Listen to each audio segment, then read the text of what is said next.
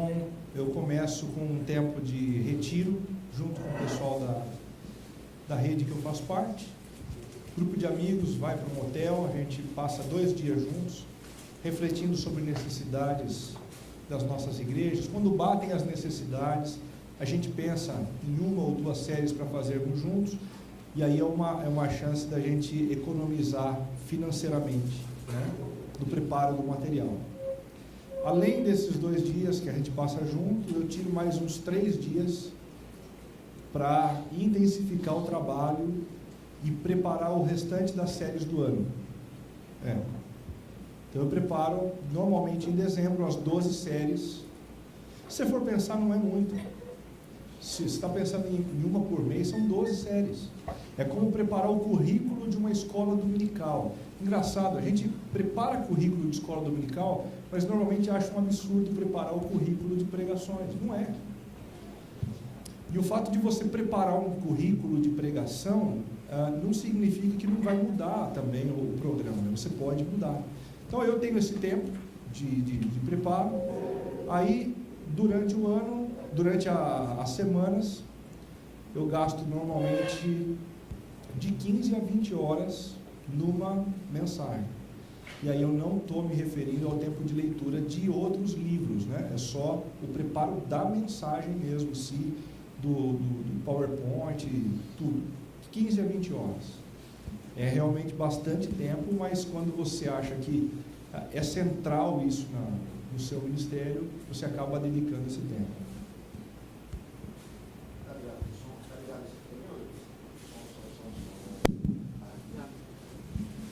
Acho que só para, se puder também, né, acho que respondendo essa coisa do Renato, eu tenho uma prática parecida. O que eu costumo fazer, às vezes, no final do ano, é deixar, às vezes, algumas lacunas, né? Isso também é legal. Às vezes eu faço, vou trabalhar, eu penso lá 8, 9, 10 séries e deixo alguns espaços estrategicamente em branco, para ver como as coisas estão indo, ou caso aconteça alguma coisa, eu preciso, né, apertar para lá e para cá. Então, essa é uma possibilidade também, né? Às vezes eu penso de não estar fechado aquele currículo, mas você ter estrategicamente alguns momentos onde você pode fazer isso. É lógico, é o que o Renato disse, você já preparou, pensou numa série, mas acontece alguma coisa naqueles dias que te chama a atenção, que vale a pena, você pode mudar aquilo, aquela série que você vai fazer, você deixa para depois, né? Mas eu costumo fazer isso para ter essa facilidade de puxa para cá, empurra para lá, né? É uma possibilidade. Isso aconteceu comigo no começo desse ano, Rodrigo. Eu tinha preparado em dezembro as séries de 2014, a gente começou o ano, acho que era começo do ano, faleceu o Mandela. E a minha necessidade batia exatamente com essa ponte cultural. Eu estava com tudo pronto já, tudo pronto de arte, joguei tudo para cima e fiz uma série com essa ponte cultural da vida do Mandela. Eu mandei um Facebook para ele, Renato, assim que o Mandela morreu, estou esperando a sua série sobre Mandela. No dia que a minha resposta foi, ela já está pronta. Horas depois, eu mandei o Facebook, eu sei que o Renato gosta das coisas, Renato, estou esperando a sua série sobre Mandela. Horas depois ele falou, está pronta. No fim da noite ele me mandou a arte já.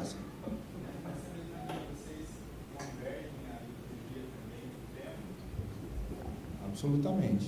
É super importante isso, né? E isso facilita até para a sua equipe, né? O pessoal que trabalha com a parte da música, eles gostam muito disso, porque como eles sabem o que vai acontecer com antecedência, né? Então, quem está responsável lá, seja um seminarista, ou um pastor, ou um líder, ele sabe os textos bíblicos que ele vai buscar para ler na hora da liturgia, ele sabe os hinos, cânticos que ele vai poder encaixar, alguma outra ilustração que ele vai usar. Então, isso facilita muito o trabalho. Então, ele já sabe ali, dali a, pelo menos, mesmo que você ainda não divulgue as outras séries, mas pelo menos ali 4, 5, 6 semanas, ele já tem aquele trabalho, ele já sabe o que vai fazer. Isso facilita para eles demais, né? Até para ir pensando lá na frente, separando material, separando música, né? Que é uma outra coisa legal da série na hora do seu preparo. Porque o que você faz? Você, como você já deixa ali separado, a gente tem esse costume de no início do ano, eu vou falar em setembro sobre alguma questão política por causa da eleição. Março, você está na internet e lê um artigo legal, e eu costumo fazer isso. Eu deixo pastinhas no meu computador com o título daquela série. Eu não tenho tempo, eu estou com um monte de atividade na cabeça, eu tenho outra série pregando, eu pego aquele arquivo e jogo lá naquela pastinha. Eu vi um vídeo, alguém me mandou, como aí o pessoal, você vai ver que como o pessoal da igreja começa a te ajudar. Porque como eles veem que você usa isso, eles veem uma coisa legal, dizem, pastor, isso dá para usar em uma mensagem, e ele te manda. Você vê aquilo, às vezes não dá para você usar agora, eu jogo para a pastinha. Chega lá na frente, você vai olhar, isso aqui agora é sério. Como você já sabe, você vai... Quando chegou a hora de preparar aquela série, deixa eu pegar a pastinha daquela série, porque existe muita coisa que você vai ver, não dá para aproveitar. Muita coisa... Você vai ver, nossa, se eu tivesse deixado para preparar agora, ou para pensar nisso agora, eu nunca conseguiria juntar todo esse material. Então, isso te ajuda no preparo. Se tiver um músico de qualidade, que é o Paulo Nazaré, na minha igreja, ainda faz uma música para a série. Essa música que ele cantou, Por Amor e Pela Dor, na hora da ceia, não sei se vocês se levaram, foi uma série que a gente fez, o título era Pelo Amor ou Pela Dor. Né? E também foi uma série de Páscoa. E ele preparou essa música para a série. A música Jabulani ele preparou para a série que a gente fez da Copa de 2010. Uma pergunta para série com preletor visitante. Sei que você comentou um pouquinho, mas como é que vocês fazem? Por exemplo, esperam uma brecha para fazer um palestrante visitante ou convida para pregar no meio da série, mesmo correndo o risco do mindset do público? Na Vila Olímpia, nesse ano, o primeiro preletor visitante vai domingo agora, que é o Tommy Kiris, que está aqui. Assim, a gente... Uma vez a gente ouviu um bate-papo sobre isso, alguém falou assim, você convida o preletor visitante famoso, você convida todo mundo para ir na igreja, traz visitante, aí o cara vai, leva visitante, aquela festa, no domingo que vem é você que vai pregar, aí o cara vem e se decepciona, né? Então é melhor já saber que é você que prega todo domingo. Então assim, a gente não sei na realidade deles, mas provavelmente a maioria das vezes é a gente que prega ou alguém da nossa equipe mesmo que prega. Lá na vila tem eu e o Paulo, então eu prego mais, porque eu estou há mais tempo, ele está começando agora, mas eu tenho colocado o Paulo para pregar uma vez a cada 2 meses, para ele ir aprendendo e desenvolver, mas ele faz parte. Eu acho que essa conexão entre pregador e comunidade ela é muito importante.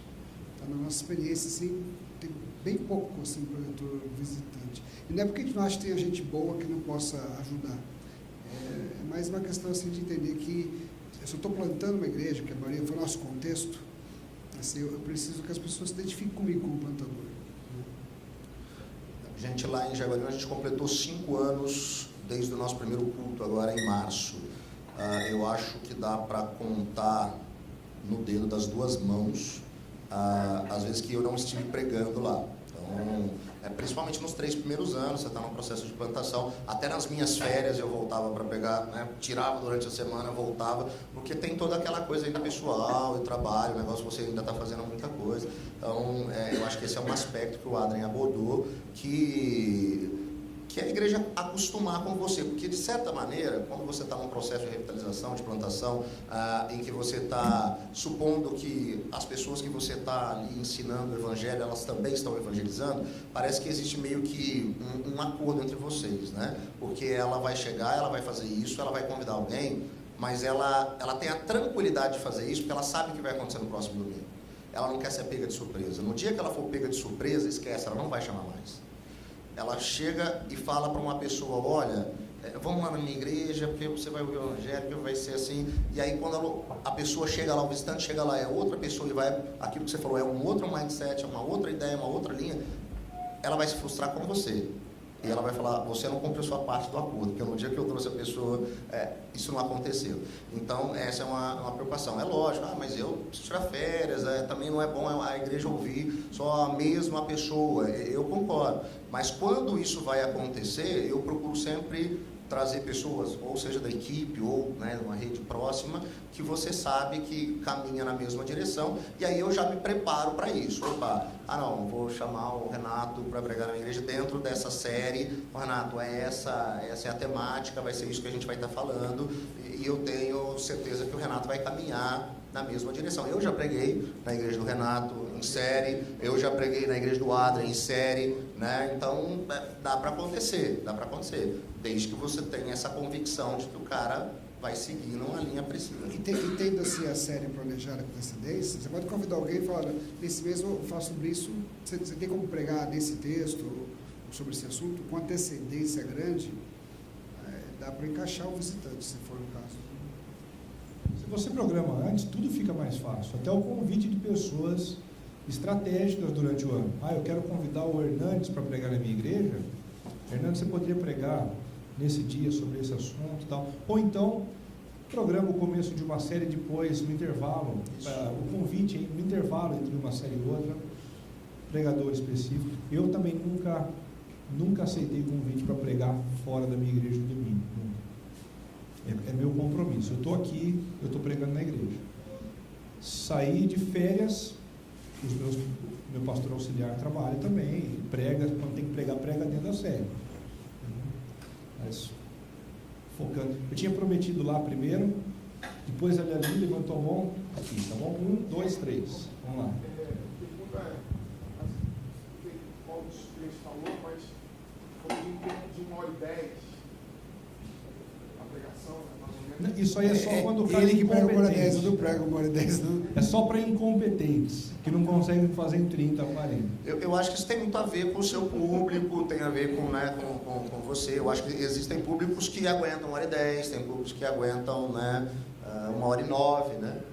Eu, particularmente, dentro do que eu comecei a descobrir, não, é sério, as minhas primeiras pregações de Jaguariúna era por volta de 1h04, 1h05, eu comecei a perceber, não, eu preciso reduzir um pouquinho, o pessoal está perdendo. Então, hoje, né, depois de 5 anos, eu prego em média 50 minutos. Então, às vezes dá 45, às vezes dá 55, em média 50 minutos. Na minha comunidade, eles já se acostumaram. Às vezes o seminarista vai pregar lá dentro da série, depois ele prega em 30 minutos, o pessoal já fica assim, opa, aconteceu alguma coisa, está faltando 20 minutos, o que a gente vai fazer com esses 20 minutos, né? Porque eles estão acostumados com 50 minutos. Então, a igreja vai se acostumando e também você vai percebendo até onde ela vai, até onde ela aguenta, né? Aí depois que você acha, fica mais fácil, né?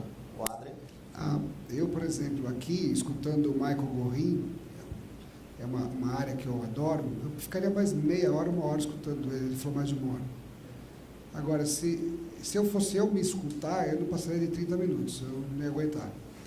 Então, eu sabendo disso, a minha pregação, eu tento estourando 35 minutos na minha igreja. Porque eu me conheço, eu sei que é suficiente. Agora, eu dou aula de pregação no seminário e eu digo assim, dá para você fazer um bom sermão se você tiver só 15 minutos e dá para você fazer um bom sermão se você tiver 60 minutos. Eu acho que é até mais difícil fazer um bom sermão em 15. Mas se você fizer um bom sermão em 15, o poder que ele tem de impactar é muito grande. Então, depende, eu acho que a gente tem que pregar o tempo que derem para a gente. Assim, se você for convidado para o escritório de advogados, que vai fazer um encontro lá, e falar assim, pastor, você pode vir aqui falar uma mensagem de 5 minutos? Eu vou preparar uma mensagem de 5 minutos.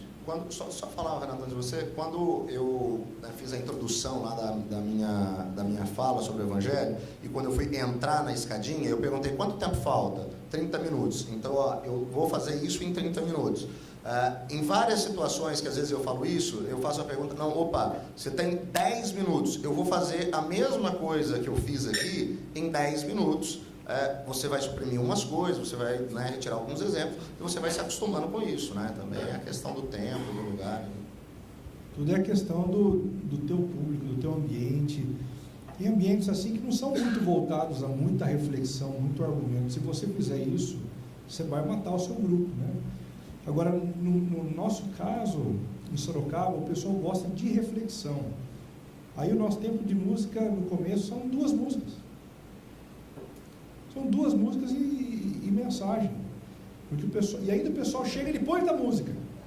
Porque eles não querem ouvir a música. Na minha igreja, a música é melhor que a mensagem. Então a gente bota na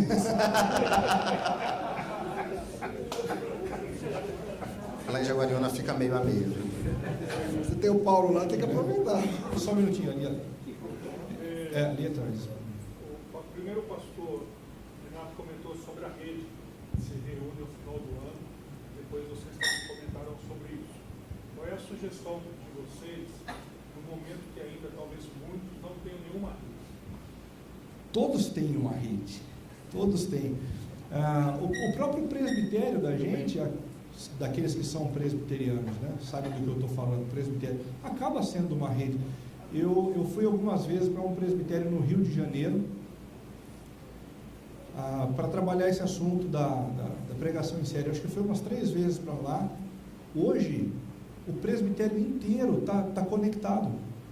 Eles se reúnem Fazem série não mais para discutir apenas problemas administrativos, mas para desenvolver as suas séries. Eles estão fazendo devocionários juntos, né? Ou seja, isso revitalizou a própria vivência dos irmãos do presbitério. Todos nós temos pessoas por perto. A gente precisa juntar o pessoal e fazer a coisa acontecer. E isso às vezes é até mais simples, tem a ver com pessoas que vocês têm, né, algumas ideias parecidas, que nem às vezes o pessoal olha pra gente, enquanto rede, a gente usa a nossa rede, parece um negócio até mais articulado do que de fato é. Eu acho que maçônico, né? Parece, né? Eu quero entrar na rede deles. Não é uma coisa que eu acho que tem mais a ver com amizade, a coisa da gente, né, tá junto. Quando a gente, né, faz esse tempo de série, não é um tempo só para série, é um tempo que a gente também acaba se divertindo, dando risada junto, né? Então eu acho que tem esse aspecto também, né?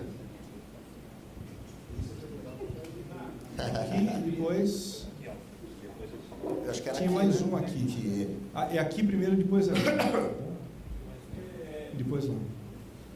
Quando fala temática, projeção temática, ou temática não é série, essa parte de temática é bacana.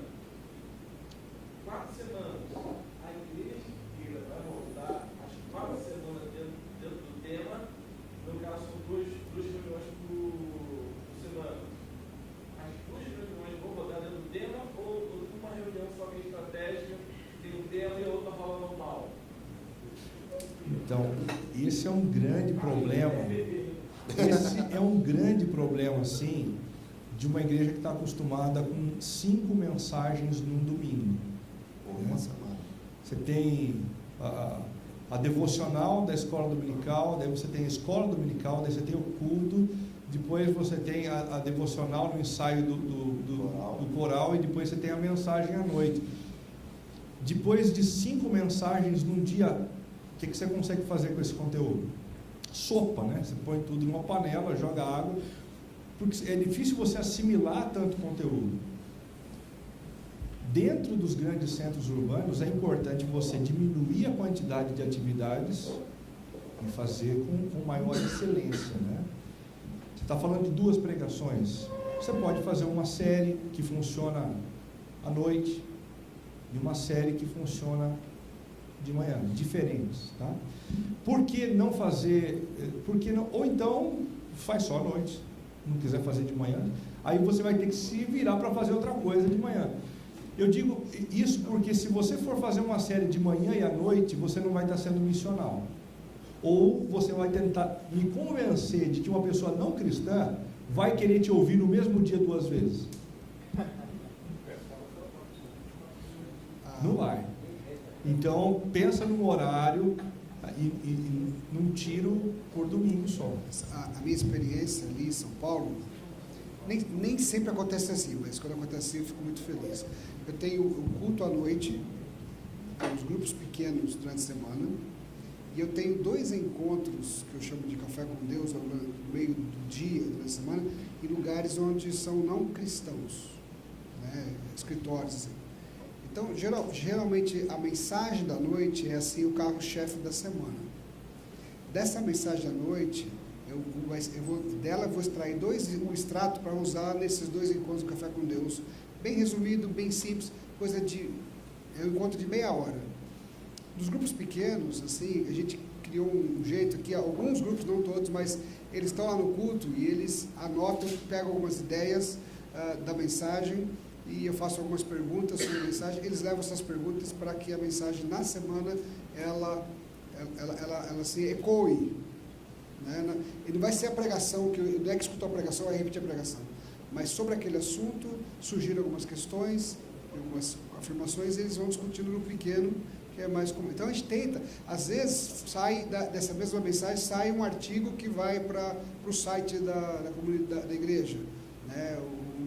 Então é você maximizar o esforço que você teve, de 20 horas, 20 horas ele gastou, vamos supor.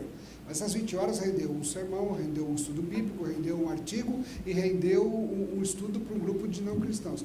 Você acaba fazendo com essas 20 horas de estudo. E eu brinco com o Paulo lá na igreja, falo, rapaz, você gasta. O Paulo tem uma cabeça assim, pensa na escola do Paulo. Você fala assim, Paulo, precisa de uma música para essa mensagem. Na manhã ele chega com a música, tá bom assim? Eu falo, cara, como é que você fez isso?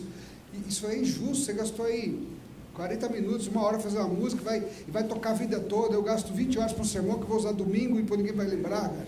Não é? Então, eu lembrei, a raiva foi aquela inveja lá. Então eu tento, quando dá, assim, explorar ao máximo aquele mesmo trabalho. Essa é uma ideia legal até explorada pelos irmãos Ferguson no livro do Big Idea, né? Que é a grande ideia, você ter toda semana, essa é a grande ideia da semana, né? E aí você vai trabalhar essa grande ideia no sermão, né? Isso te ajuda exatamente a caminhar nessa direção, aproveitar esse negócio ao máximo, né? Ficou agora aqui, lá e aqui, né? Cara, para vocês três, eu ouvi lá no Rio mesmo, eu estive numa das reuniões que você estava falando. Oh, legal. E você falou, eu queria que você compartilhasse um pouco. E a questão foi levantada a ideia seguinte, né, para se produzir toda essa estrutura, tudo, né?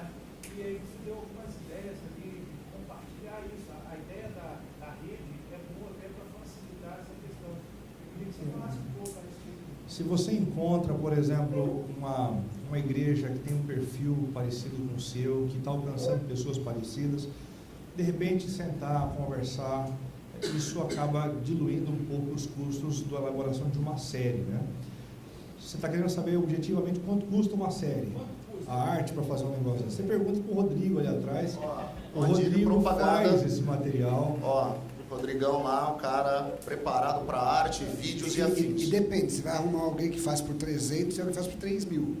Mas aí também é a qualidade. Não, mas a ideia, né, de se fazer, porque às vezes a gente pensa nisso, a gente pensa assim, valor 3 mil para minha igreja, mas se você faz uma equipe de pastores, 4, 5 igrejas, esse custo ele é diminuído, né? Você consegue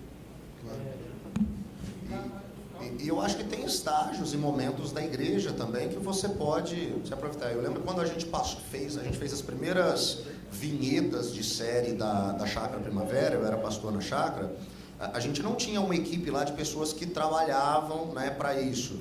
E eu conheci um pouco pela minha área de formação em comunicação, por ser jornalista, eu sabia mexer em alguns, longe de fazer alguma coisa como o Rodrigo faz hoje. Mas a ideia, quando a gente, né, começou, eu fiz as primeiras, é só você chegar lá e olhar as séries da Chácara, as mais antigas, quando é meio ruizinho, quando é meio fraca as vinhetas, você pode ver, né, era eu que fazia. Depois você vai tendo esse negócio, né, tendo a oportunidade de ter pessoas fazendo, são possibilidades. Isso é um negócio legal, que a própria igreja começa a perceber, isso é um investimento, não é um gasto, é um investimento, né? Isso fica bom, isso atrai as pessoas, e aí vale a pena. Aí você tem a possibilidade de ter alguém contratado da igreja, uma agência para fazer isso, né? E às vezes a sua igreja é pequena, tem poucos recursos, mas sempre vai ter um adolescente que entende tudo de vídeo, de internet, que você fala, chama esse cara, fala, rapaz, me ajuda aqui, eu vou fazer uma pregação aqui, você faz um clipe para mim? Se não ficar maluco, você fala, você não vai dar. Às vezes é o mais tranqueira que tem lá. Mas o cara faz tudo de vídeo. Como um bom presbiteriano, me dá uma parte para Mas a questão da série em grupos de igrejas, vamos supor, do mesmo presbitério, não vai diluir um pouco da necessidade local? Então, por isso que eu falei de você procurar igrejas que estão no mesmo pé que o seu, né? Na mesma sintonia, né? sintonia, um público parecido, né? Cultural, O Padre quer falar aqui. Eu acho assim, isso também tem a ver com teologia da pregação, acho, né? Mania de professor. A gente, quando prega, a gente pensa assim, a minha igreja, as minhas ovelhas. Mas quando eu olho para a palavra de Deus, eu entendo que ela é a palavra de Deus para o ser humano. Ela é para o ser... Aquilo que vale para a minha igreja devia valer para o cara que está fora da igreja. Então, quando a gente levanta a questão da necessidade, a gente tem um olho na comunidade local, mas tem que ter um olho na cidade, tem que ter um olho no bairro. Então, você, de repente, pode fazer séries com outras igrejas, focando mais essa questão global, assim, do seu bairro, da sua cidade, do seu momento. Né? E aí dá para fazer 3 igrejas que estão na mesma cidade, uma série que vai responder uma questão da própria cidade e que automaticamente tem a ver com a vida da igreja, porque eles moram na cidade. Agora, uma coisa assim que eu concordo com você, às vezes fica difícil de caminhar junto mesmo. Entre a gente nós temos isso. Existem momentos em que a gente elabora uma série, depois de 3 meses a gente olha para a igreja e fala assim, não vai rolar. Pelo menos com esse tema ou com esse subtema não vai dar. E aí cada um vai para um canto, sem mágoa, sem ressentimento, ok, você está olhando a sua necessidade. Aí voa, não tem problema. Né? Uma colocação, vocês já usaram esses instrumentos, por exemplo, para atrair pessoas via internet, televisão, até mesmo outdoor eletrônico, sei lá, alguma coisa que vocês conseguiram fazer? Eu recebi, há um mês atrás, de uma TV local de Sorocaba, uma proposta assim, bem baixa em termos de custo para colocar numa TV, mas eu não tinha recurso para chegar lá. Eu tinha para fazer o material e pregar na minha igreja, mas para colocar na televisão não. E também tem aquela questão assim de, eu não sei se o ambiente, no meu caso, mais interessante seria a TV. A internet funciona melhor para mim. Né? Você tem que pensar aí dentro do seu universo. Vamos por ordem aqui. Ali? Desculpa a demora, viu?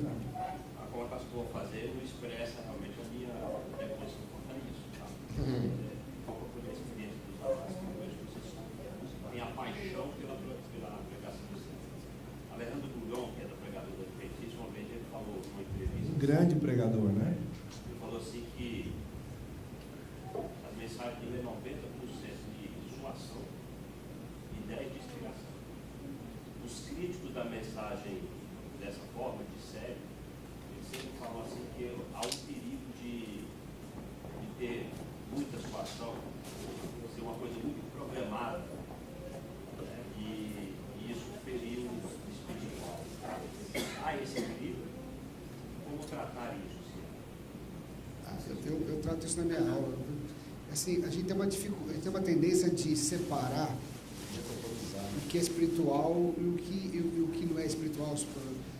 O planejamento do espiritual é assim, quando você senta um retiro para olhar, para você se distanciar dos problemas do trabalho, para pensar e orar pela sua igreja, pensar na sua igreja, pensar na sua cidade e pensar, olha, como eu posso alimentar essa cidade, isso é espiritual.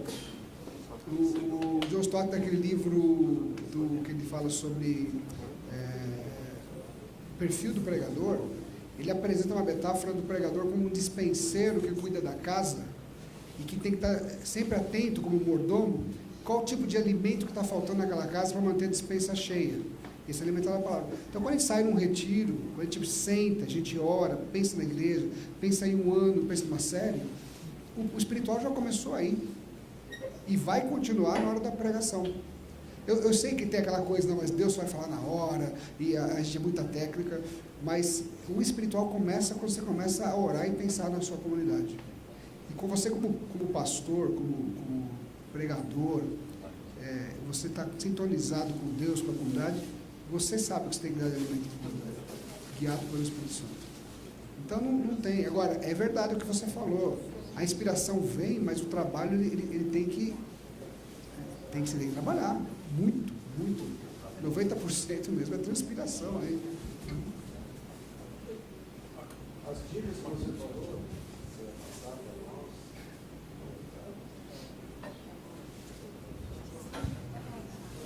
Uma vez trabalhamos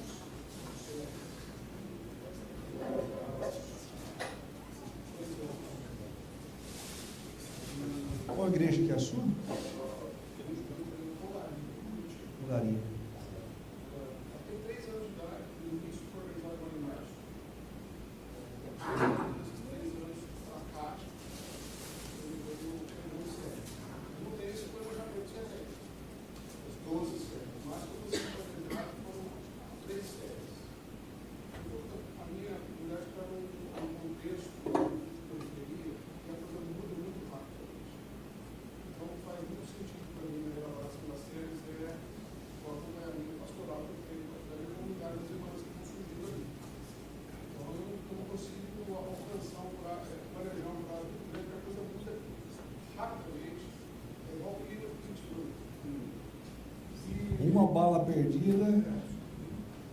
E nesse processo é muito importante, no meu entendimento, que você dê o alimento adequado para aquela idade. Né? Então, eu vivo um dilema, por exemplo, intelectual. Várias vezes eu chego na hora de aplicar a série, né? Eu vejo tudo que eu planejei, eu dou aquela olhada para a igreja, por cima do tablet, assim, eu falo, meu Deus, como é que eu vou dizer essa palavra para o pessoal? Né? A minha elaboração. Então, às vezes eu sei que na hora fazer uma divulgação, mas não é isso que, puxando disso, a série mexe muito com a minha comunidade. De modo que, durante a semana, eu tenho muito feedback do pessoal em relação a tudo que eu estou trabalhando ali. Difere um pouco da palestra, talvez. Eu não sei se é uma abordagem mais pastoral, eu não sei onde encontrar isso aí. Mas aí eu vejo, você funciona na academia, Sorocaba, então uma sala... Não fala alto, rapaz. É verdade. Então, eu não sei o lado do centro de convenções. Então, interessante, como é que fica o link com a igreja? O pessoal, pastor, eu queria conversar com você e tal, até que tem uns grupos pequenos, beleza? Mas existe uma demanda pastoral para isso? Como é que vocês... Claro, absolutamente. Absolutamente. Vocês estão fazendo esse endereço fixo? Como é que funciona isso? Porque eu me preocupo pós-apresentação da palavra. Até porque se você segue o negócio direitinho e o negócio impacta, né? Você está seguindo aquela coisa, opa, percebi quais são as necessidades, pensei naquilo, refleti sobre aquilo, orei sobre aquilo, preparei um sermão sobre aquilo, preguei sobre aquilo, aquilo vai impactar, aquilo vai mexer e aquilo vai gerar novas demandas, ou seja, isso é um ciclo. Então isso é natural. Existe a expectativa de que isso gere. De fato, você falou, os grupos pequenos eles auxiliam nessa questão do pastoreio, mas existem demandas pessoais, né, que você vai atender. Agora você está perguntando especificamente de local, onde eu posso fazer, onde você vai...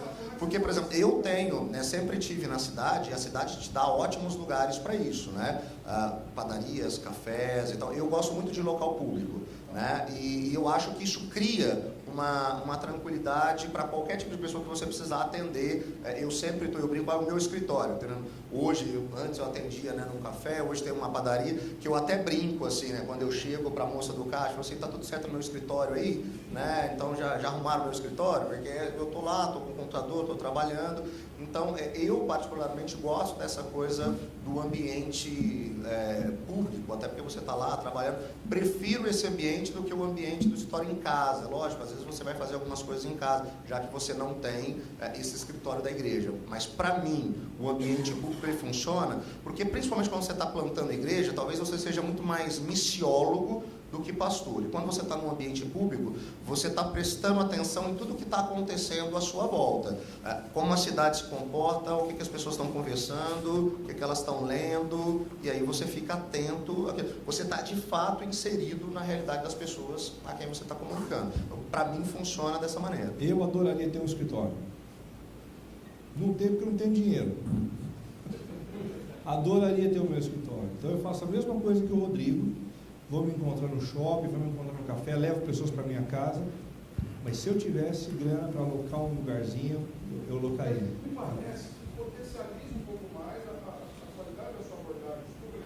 Eu também faço muito isso. Às vezes a pessoa vai no escritório e fala, vamos tomar um café. Mas você tem uma identidade, eu não sei se essa é muito... Mas perceba, isso não é um ensino de absolutamente ninguém aqui. Na maioria dos casos, isso acontece por falta... Nós somos plantadores. O Adrien tem escritório. Então, por exemplo, São Paulo, onde a gente está, só o aluguel para o domingo, que eu só estou domingo no espaço, né? São R$2.000 cada vez que eu uso. Então, um domingo por mês tem 5, são 10, mais um sábado por mês que eu uso 12, só aluguel. Se eu fosse ter um espaço fixo, eu ia gastar entre aluguel e água, luz, telefone, limpeza, uns 40 mil. Eu não tenho. Eu tenho um escritório onde eu posso estudar e fazer meus sermões dentro do seminário.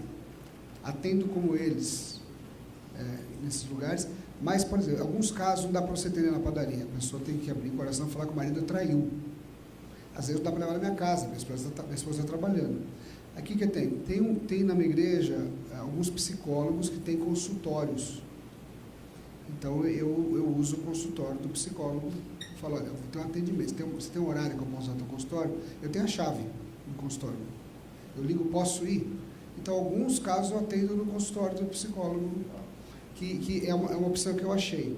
Gostaria de ter assim, um gabinete pastoral, secretaria, seria maravilhoso. Agora, uma coisa que é a questão de opção pessoal. Se a pessoa entrar no site da minha igreja, se botar meu nome, Adrien Balsas, no Google, a primeira coisa que vai aparecer vai ser meu telefone. Ele é domínio público. Assim, eu quero ser encontrado. Assim, a pessoa chega, o visitante chega na igreja, eu falo, seja bem-vindo, bacana, se precisar conversar comigo, qualquer dúvida do que eu falei, não entendeu, meu telefone está aqui, ó. Fica à vontade, liga quando quiser. Então, é a maneira que a gente tem que se adaptar aí, né, a uma realidade como essa. Por exemplo, eu tenho amigos que estão plantando igreja na cidade interior, que o custo de vida é baixo. Então, ele já está com uma igreja menor, há pouco tempo, já tem um espaço fixo, um aluguel baixo, e assim, lá tem escritório, tem atendimento. Então, você tem que se adaptar ao contexto, né? Quem mais? Quem? Você propôs a homenagem dos quatro páginas lá, e vocês exemplos, mais facilidade em aplicar nos textos narrativos, históricos. Queria saber se há alguma dificuldade de aplicar outros tipos de textos. Essa é uma pergunta muito boa, né? Mas olha só, eu quando aprendi homilética, eu aprendi o método clássico, lógico, para pregar toda a Bíblia. E o método clássico, lógico, ele cabe muito bem com textos dedutivos, né? Textos assim, cartas, tem 4, 5 exortações de Paulo, vamos fazer esses 4, 5 pontos. Só que 80% da Bíblia ou é narrativa ou está no contexto narrativo. Então, o pressuposto é, se o método dedutivo, lógico, cabe para toda a Bíblia, que é diferente, o método narrativo pode ser para toda a Bíblia também. Então, esse é o primeiro passo. Segundo, quando eu prego uma narrativa, eu, além de usar as 4 páginas como, não só naquela sequência, mas a ideia é ter problema, a graça e a missão, eu procuro pregar de forma narrativa. Quando eu vou expor a história, eu vou contar o cenário. Agora, em alguns textos não dá, você prega salmo, por exemplo. Você tem muito pouco do cenário, muitas vezes. Mas a lógica vou primeiro trabalhar o problema. Então, Salmo 46, né, Deus é o nosso refúgio, socorro presente, não temeremos a tribulação, opressão. Então, eu vou expor isso primeiro. Vou mostrar depois Deus como refúgio. Então, eu posso usar essa lógica, mas aí eu estou abrindo mão de ser narrativo, porque o texto não é uma narrativa. Então, não dá para ser narrativo com o texto. Né? Então, mas é possível você usar. Agora, uma carta de Paulo a Timóteo. Não dá para ser 100% narrativo, mas quando você vai construir e vai explicar o contexto da história, Paulo preso, escrevendo uma carta, 2 Timóteo, já velho, você consegue criar pelo menos aquele ambiente, aquele cenário inicial, que a pessoa visualiza Paulo preso em Roma, com frio, a igreja um caos, e a partir do momento que você criou o cenário narrativo, aí você pode entrar com uma questão mais teológica, mais expositiva, e deixar a narrativa de lado. Então, é possível.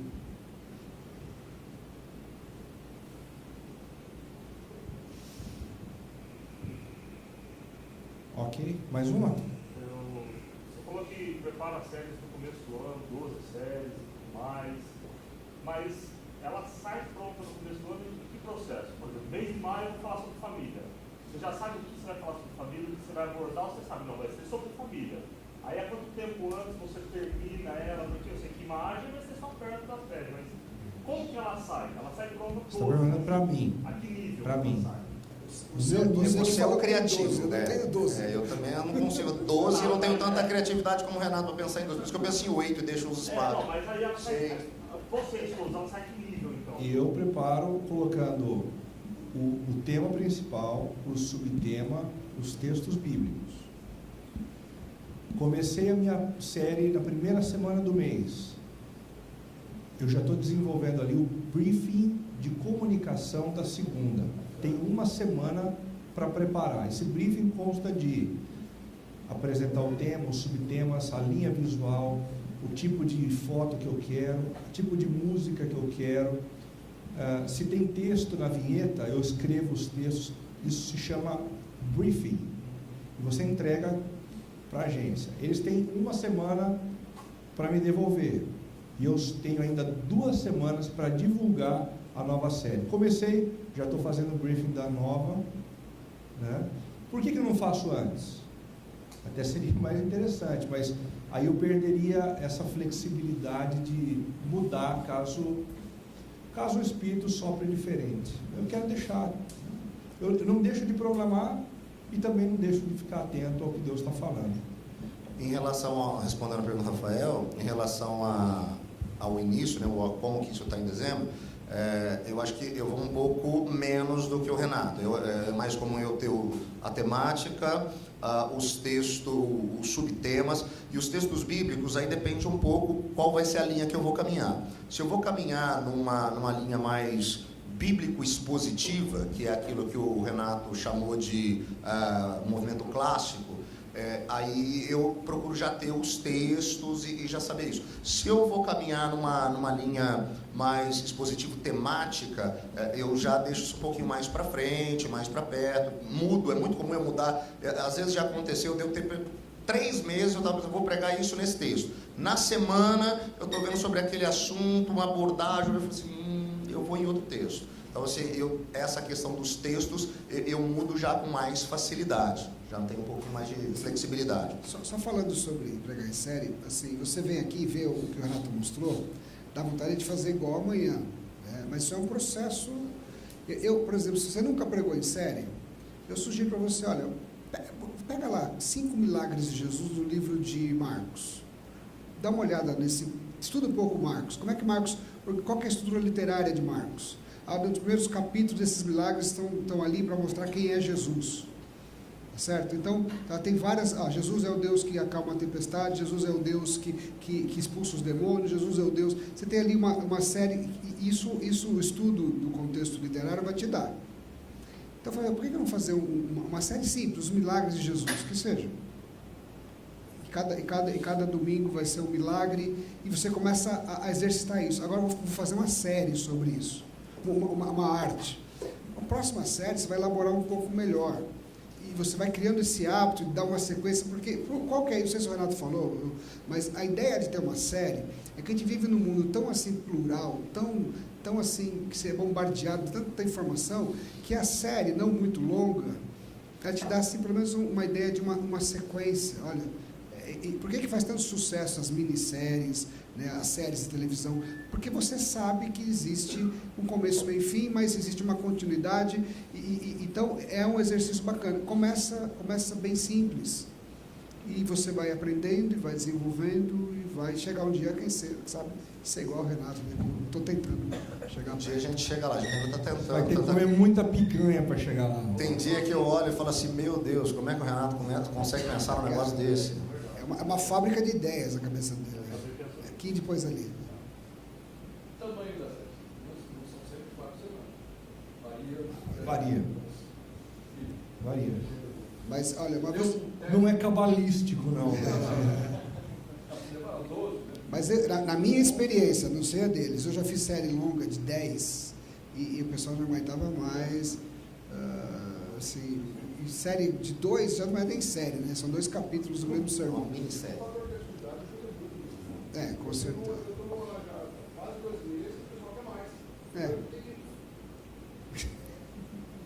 Você vai falar sobre isso aí? Eu já acompanho assim a série de vocês já faz uns 1 ano e meio, quase 2 anos. E eu confesso que é uma série que quando eu leio lá e vejo, eu falo, não saiu isso daqui. Porque são uns negócios assim, que você fala, cara... Se for muito maluco, só na cabeça do Renato. Hoje eu estou sabendo o endereço da... Mas, até Você viu que ele não deu desenho para aquela da Diana aqui, né? Não. Mas eu vi. Cara, foi uma das mais legais nessa novela. E eu acredito que muitos de nós, assim como eu, por exemplo, eu, para criatividade, até esse momento aqui, eu peno muito. Para sair alguma coisa, tem que torcer muito o pano para sair uma gotinha, né? Qual é a sugestão de vocês nesse processo, dessa criatividade? Eu sei que tem até livros no mundo dos negócios, de como você desencadear a sua criatividade, mas qual é a sugestão que vocês dariam para quem não tem muito para esse processo inicial? Até o pastor Antônio falou sobre isso. Eu acho que isso, você usou uma palavra que é chave. Primeiro, entender que é um processo. Eu acho que quando você começa a fazer isso, o Adrien disse, começa assim, vai devagar, você vai percebendo que com o passar do tempo, você vai olhando, né, você vai pensar num sermão e você já começa a pensar nele de maneira dividida. E eu tenho muita dificuldade quando me convidam para pregar um sermão só em uma igreja.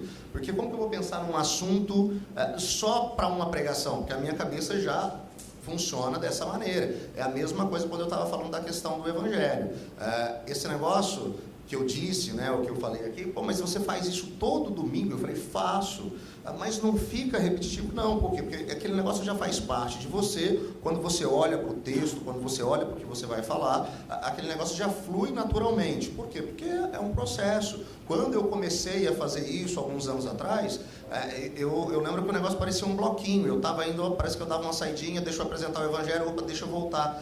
Hoje, quando eu olho, parece que aquele negócio está impregnado dentro da avenida inteira. É uma coisa só, é uma facilidade. Então eu acho que a questão da série, começar a pensar em séries e fazer isso gradativamente, é uma questão processual. Aí você começa a olhar para algumas coisas, né, e ter facilidade. O Renato já falou isso, mas eu acho que assim, eu pelo menos tenho 2 aspectos, ou 2 maneiras que me fazem pensar em séries.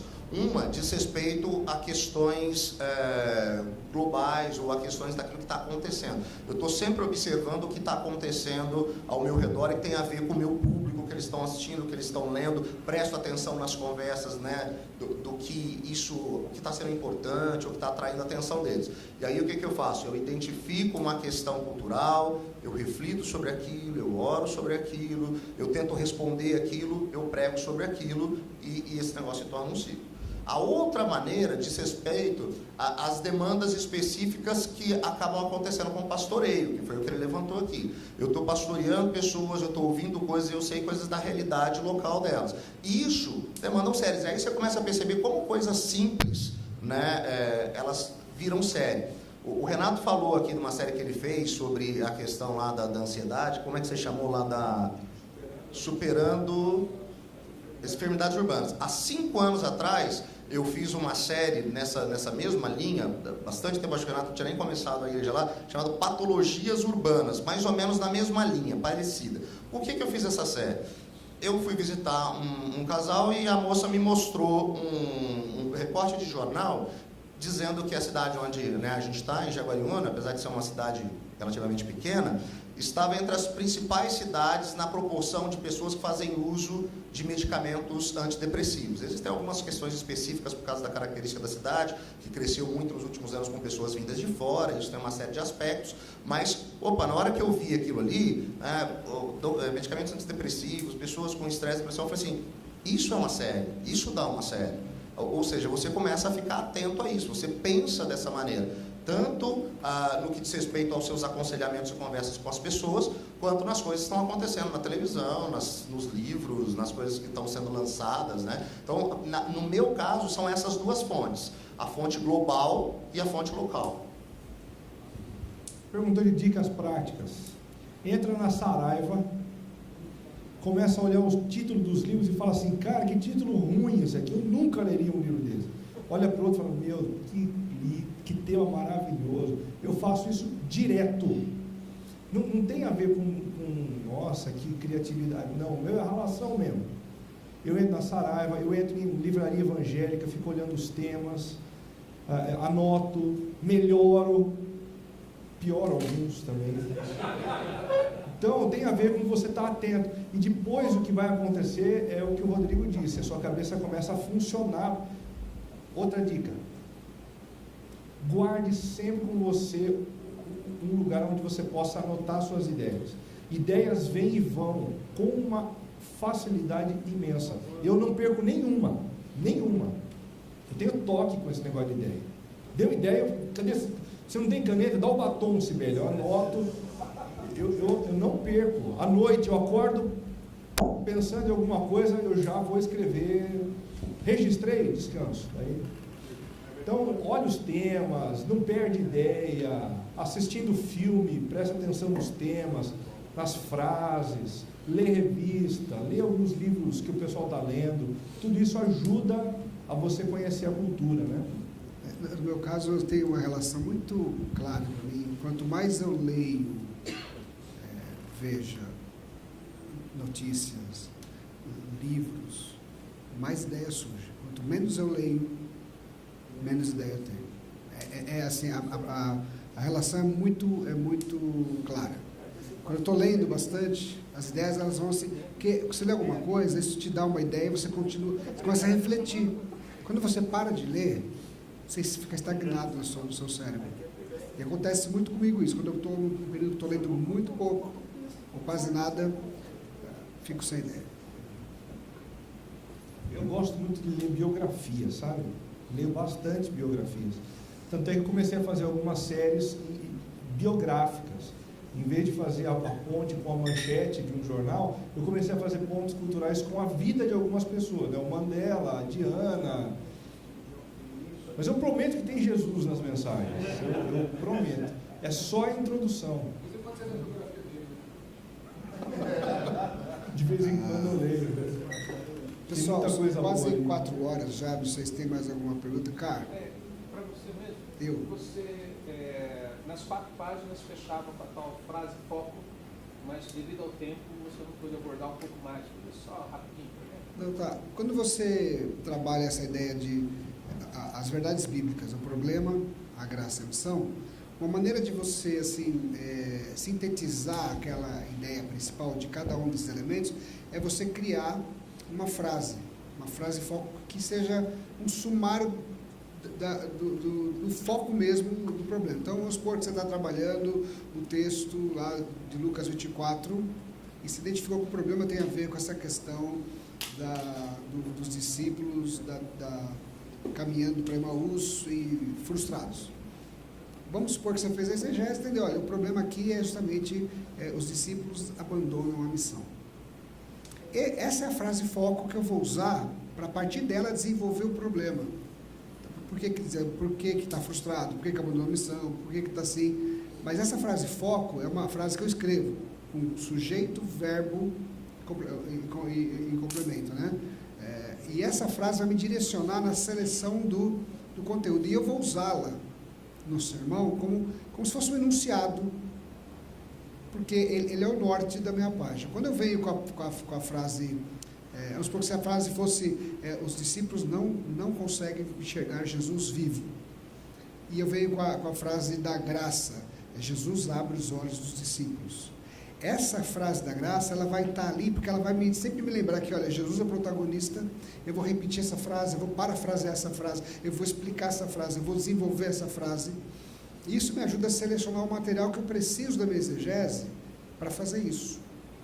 Então, e essas frases focos, elas servem também para você fazer uma transição de movimento. Então, se eu terminar assim, olha, os discípulos de Jesus, eles não conseguem enxergar Jesus vivo diante deles. Quantas vezes nós também não conseguimos enxergar o Jesus vivo dentro de nós? Já é a frase foco do problema no mundo atual. Nós não conseguimos enxergar Jesus vivo no nosso caminho. Daí eu vou desenvolver isso.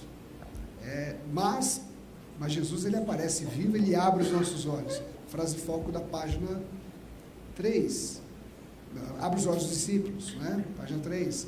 E ele abre os nossos olhos, página 4. Então são frases que elas não são todo o sermão, mas elas dão um norte para cada movimento e para a seleção do material. Então, uma sua frase sai do seu processo de construção do sermão.